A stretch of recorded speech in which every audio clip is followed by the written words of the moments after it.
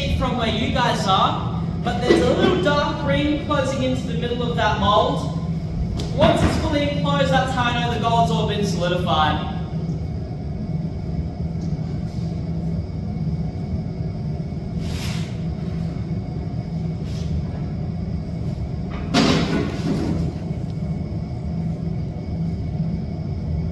Yep, that's just all solidified, so I can flip it out now.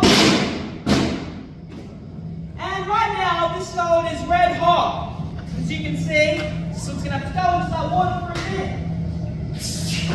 And very soon, the red hot bar turns gold. But it's still extremely hot, as you can hear.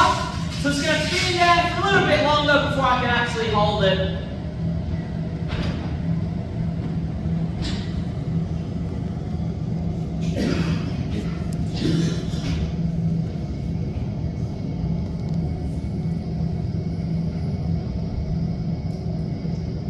Now, pouring out that much gold can be some pretty stressful work. But you really shouldn't be feeling bad for me. You should instead be feeling bad for this gold bar right here.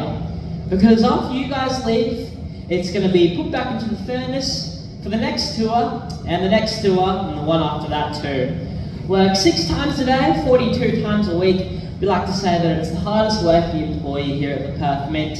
Doesn't even get to go home and has never asked for a raise. Now we've had this gold for 2 months now, just over 2 months, right along with our new furnace for our new gold pours. The one before that lasted us 5 years, and the one before that lasted us 27 years.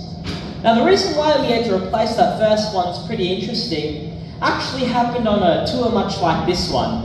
You see, with our old gold pours, we had to manually open the furnace up and take the crucible out. So on this particular tour, the guy came in, did everything normally, but as he was lifting the crucible, he found that the gold pour had started a little prematurely. Yeah, not good at all. Gold started gushing down to the very bottom of that furnace. Quick thinking, the gold pourer just placed this back down to stop the flow from getting any worse.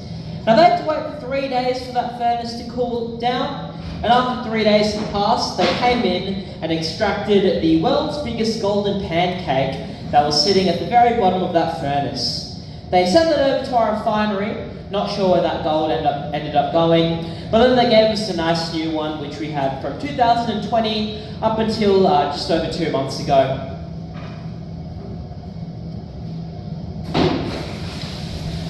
But now, this gold should be completely fine for me to touch.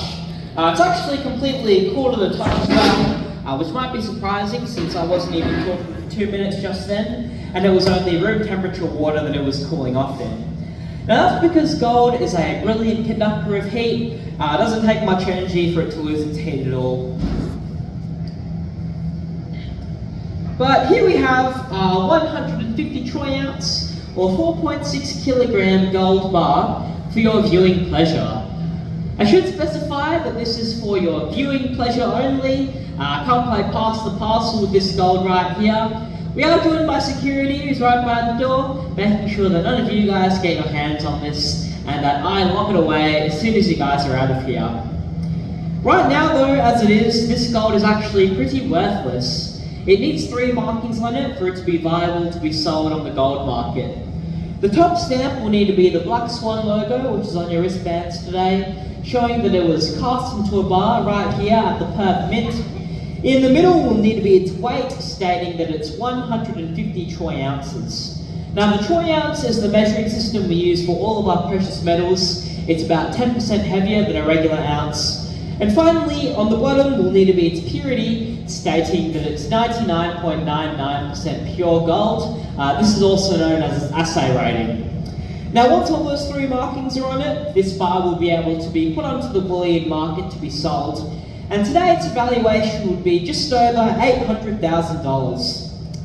Now I didn't say this outside, but if you do want to get your hands on some real gold yourself, to my right in that original vault, there's a 400 troy ounce or 12.4 kilogram gold bar that you can try and lift up and see how it feels to have $2 million in your hands.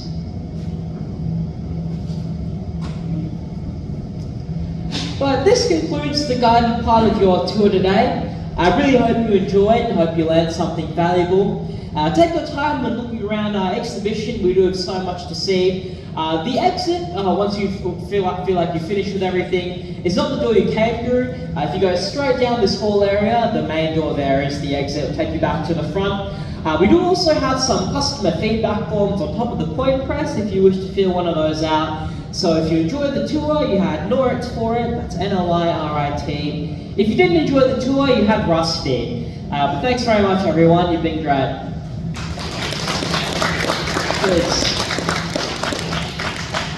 Feel free to come up.